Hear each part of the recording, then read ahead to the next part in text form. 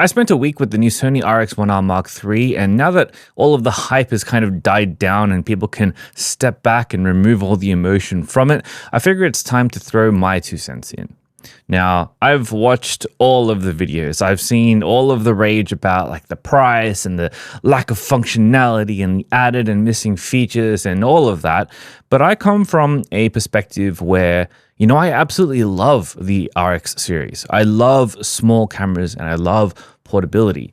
This is my old RX1R Mark II, which is so beat up and dropped and destroyed such that it doesn't even work anymore. And I still use my RX100 Mark VII, which is sitting here on the shelf all of the time. So these cameras are 100% in my wheelhouse and something that I'm specifically the target market for. And that's really important because I feel like a lot of the discourse about this camera has to do with 2 main things: price and missing features. So rather than give you a long spec sheet technical review kind of thing, which many other YouTubers have done, and you can just go and watch those videos instead, I'm going to give you my take on what I think about those 2 main things. And to do that, we're going to have to talk about cars. But before we do that, I just wanted to let you know quickly that I'm actually releasing my creative business mentorship called The Creative Leap on October 1st. In it, I teach a 4-phased approach to learn the best ways to monetize your craft and take it from passion to full-time thriving career.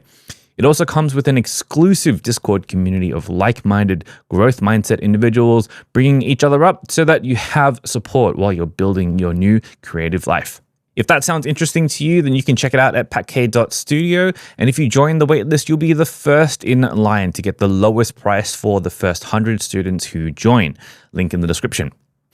Okay, I like using cars as an analogy here because I'm a car guy and a motorsports guy, and it's such a familiar analogy to many people, but with such a different reaction in the camera world than what it is usually received in the car world. Cameras are like cars, and like cars, the people using them are different. Some people, maybe most of you, don't give a shit about cars, and maybe you just want your car to be able to take you from point A to point B, and that's kind of it. Great. If that's you, you're probably a Toyota Camry or Corolla kind of person. You don't really care. Something cheap, something that gets 90% of what you want it to do done, and you're never going to ask anything more of it. Some people might care a little bit more about the ride quality and the plushness of the ride. Some people might care a little bit more about the speed and the excitement you feel while driving. Some people might care about how safe the car makes them feel or how much stuff they can haul in it, whatever the case may be. But when you're into cars, when you're a true driver and you're looking for a driver's car, you look for cars that give you something different. Stiffer suspension, a louder exhaust with pops and bangs, the feeling of diving into a corner and the car has just so much grip it feels like it's on rails. As car people, we're looking for excitement, a sense of emotion, connection, feel, and to do so, we pay for it. This is why the best cars in the world that give you these emotions are your luxury brands, right? Porsche, Ferrari, Aston Martin, McLaren, whatever. The thing with sports cars, though, is that while they are great at giving those experiences, inherently, to do one thing well, you have to give up another thing. There is compromise. To have great handling characteristics and lightweight, most of the time, sports cars need to sacrifice trunk space. I mean, many of them don't even have a trunk. It's kind of assumed that if you're driving a sports car, you're not going to be hauling your suitcases to go to the airport. And yet, so many people complain about the RX1R Mark III when it comes to this. In so many different ways, the RX1R Mark III is a supercar. It's a McLaren 720S. It's a Ferrari 296. It's a Porsche GT3 RS. It absolutely excels in a few given tasks, like making you feel emotion and driving around a racetrack really quickly. But it absolutely fails at picking up the kids from school or going in to do the groceries or going over speed bumps. And the price that you pay for all of those inconveniences is then offset by the enjoyment you get from the things that you would actually buy it for, the things that it's good at. Now, you could say that supercars are crap because, some of them don't have four-wheel drive or air suspension, or they're extremely loud in the cabin and they don't have adaptive cruise control and on and on. They're intentionally missing all of these features because those features don't fit in the intended audience that those cars were made for. And in the car world, that's kind of an accepted thing. We know that we're in for a bumpy, loud ride in these kind of cars. And if that's not what we're looking for, we look for something else. And yet, the RX-1R Mark III is for the kind of photographer who prioritizes portability and discretion. It's for that kind of photographer who wants an EDC camera that can do most things well. Sure, like any car, it has some weird perks like not having IBIS, but you work around it. It's not that big of a deal. In the racing world, when you rely on ABS too much, you just cop a bunch of understeer, making you really, really slow into the corner. Not having IBIS is like returning to fundamentals. And, since I destroyed my Mark II right here, I actually forgot what that was like. And it was actually kind of fun, having to challenge myself to shoot in such a fundamental way, in the way that, fun is challenging when you're trying to grow through something. It's rewarding.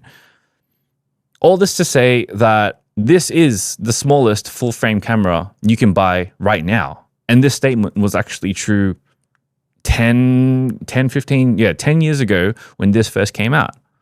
And if you aren't the kind of photographer who wants to sacrifice everything for the sake of portability, then this camera, the Mark III, is not for you. It's the same kind of thing when we're talking about price as well.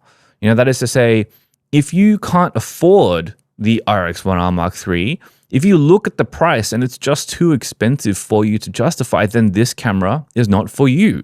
You are, by definition, not the target customer.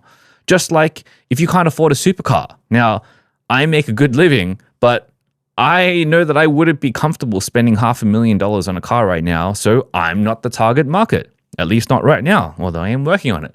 And I accept that.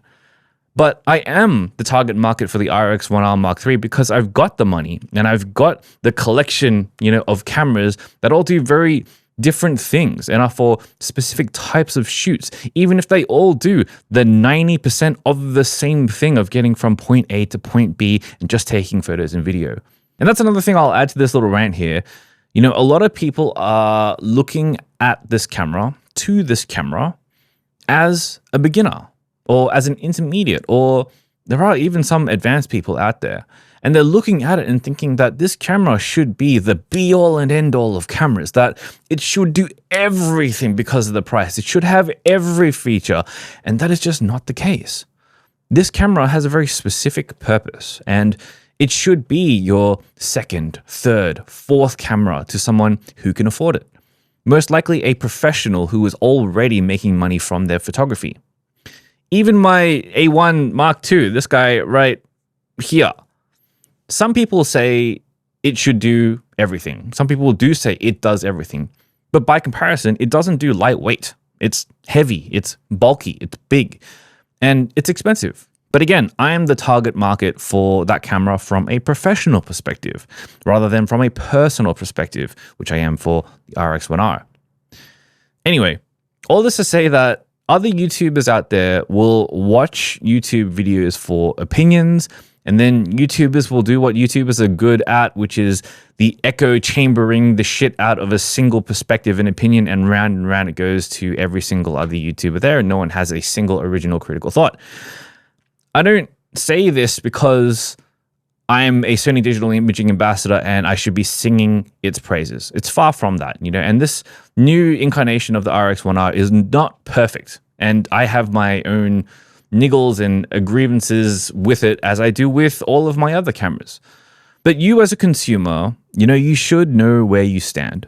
You should know what you're looking for in a product and how it services your needs and whether your budget allows for it.